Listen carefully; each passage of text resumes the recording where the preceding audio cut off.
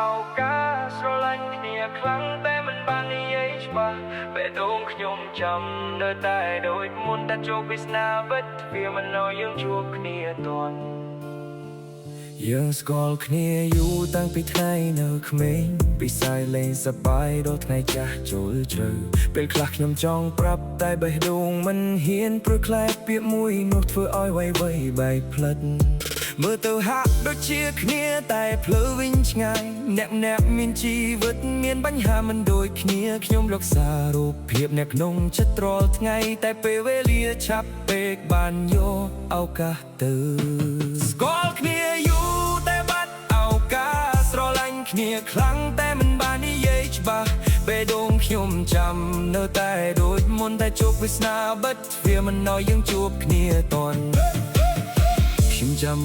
ចាំសំនៀងចាំស្នាមញញឹមចាំថ្ងៃដែលយើងធ្លាប់មានអារម្មណ៍ដូចគ្នាតែពេលវេលាបងវាយឲ្យក្តីស្រមៃសល់តិចមួយចំហានមិនតាន់ទៅក៏คล้ายជាឆ្ងាយបាត់កុំបន្ទោស្រណាព្រោះគ្រប់យ៉ាងមានហេតុផលខ្ញុំគ្រាន់តែសោកស្ដាយដែលមិនហ៊ានដើរមុនបាត់ថ្ងៃមួយណាបានលឺបទនេះពីខ្ញុំសូមដឹងថាមានលូសំណាក់ធ្លាប់ចាំអ្នកយូ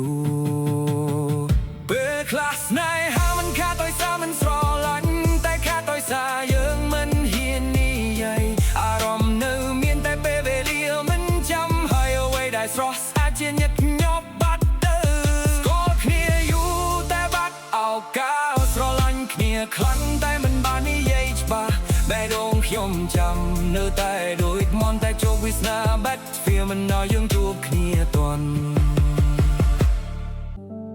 ពេលខ្លះខ្ញុំចង់ប្រាប់តែបេះដូងមិនហ៊ានព្រោះខ្លាចពាក្យមួយនោះធ្វើឲ្យវ័យបែកផ្លិតមើលទៅហាក់ដូចជាគ្នាតែភ្លើវិញឆ្ងាយអ្នកមានជីវិតមានបញ្ហាមិនដូចគ្នាខ្ញុំរក្សារូបភាពអ្នកក្នុងចិត្តរាល់ថ្ងៃតែពេលវេលាឆាប់ពេកបានយកឱកាសទៅស្គាល់គ្នាយូរតែបាត់ឱកាសស្រឡាញ់គ្នាខ្លាំងតែមិនបាននិយាយច្បាស់បេះដូងខ្ញុំចាំនៅតែដូចមុនតែជួបវាសនាបិទវាមិនឲ្យយើងជួបគ្នាទាន់ខ្ញុំចាំ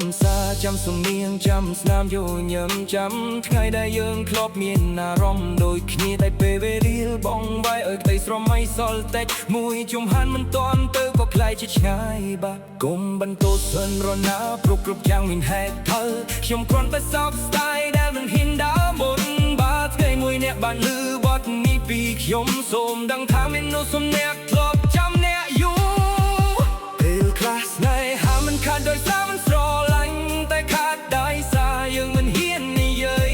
អារម្មណ៍នៅមានតែពេលវេលាមិនចាំហើយអ្វីដែលស្រស់ស្អាតជាញឹកញាប់បាត់ទៅស្គាល់គ្នាយូរតែបាត់ឱកាសស្រឡាញ់គ្នាខ្លាំងតែមិនបាននិយាយច្បាស់ពេលដងខ្ញុំចាំនៅតែដូចមុនតែជួបវាសនាបិទវាមិនឲ្យយើងជួបគ្នាទាន់